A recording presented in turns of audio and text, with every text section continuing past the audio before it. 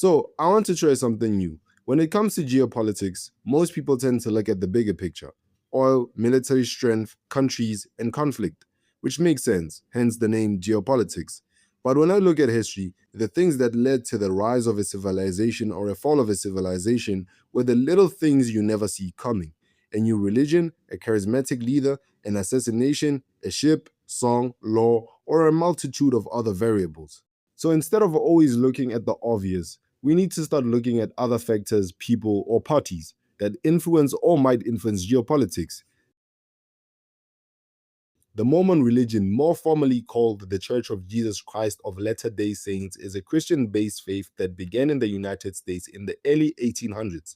Founded by Joseph Smith in upstate New York, Smith said he received the divine revelations and translated a sacred text called the Book of Mormon. The movement later migrated west and established a strong center in Salt Lake City. Although they consider themselves Christians, Mormons have additional beliefs and scriptures, like the Book of Mormon, three separate beings instead of one, and other doctrines and covenants. Mormons teach that life has purpose before, during, and after mortality. Families are central and can be eternal through sacred temple ceremonies. Families are central and can be eternal through sacred temple ceremonies. Free will and salvation through JC. JC, Jesus Christ, you get it?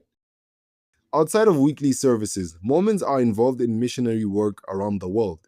And they have these crazy buildings that they use for sacred rituals like marriages and baptisms for the dead. I won't even try explaining what that means, just look it up yourself.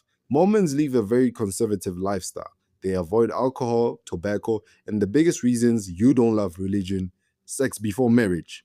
Mormons have about 17 million members worldwide, with a strong presence in the US, Latin America, parts of Africa, and the Pacific, but mostly in the US.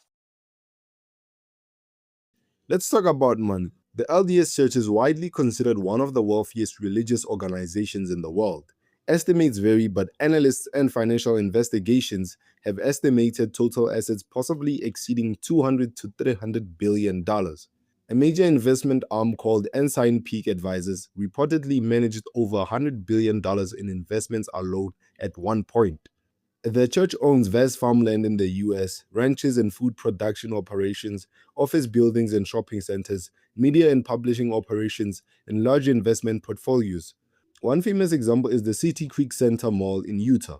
Their wealth comes from tithing. Members are encouraged to donate 10% of their income, which allowed the church to buy or invest in income-generating assets. Unlike some religious organizations, wink wink, the LDS Church developed a sophisticated institutional investment model. The LDS Church is not a geopolitical actor in the same way a state intelligence agency or multinational corporation is, but it does have indirect geopolitical influence.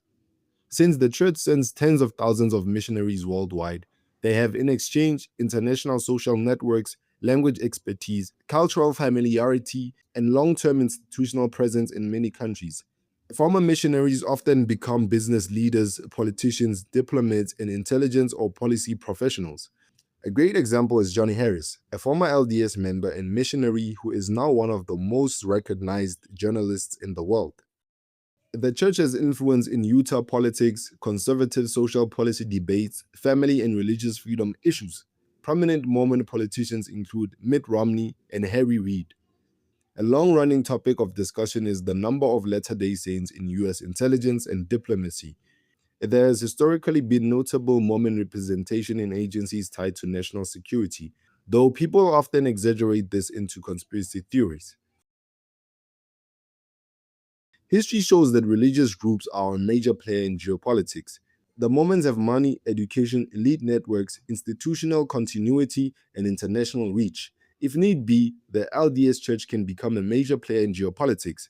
I'm not saying you should treat the Mormon next door as a threat, or that the Mormons are a secret cult planning global takeover. That may be true, but we don't have any evidence for that. Unfortunately, as the world gets more polarized by the day, religion will not only be a major player, it will be at the forefront of this game reset we find ourselves in. So that's my takeaway from today's episode. Religion will only be more relevant in the coming decades. Oh, and the Mormons are rich as hell.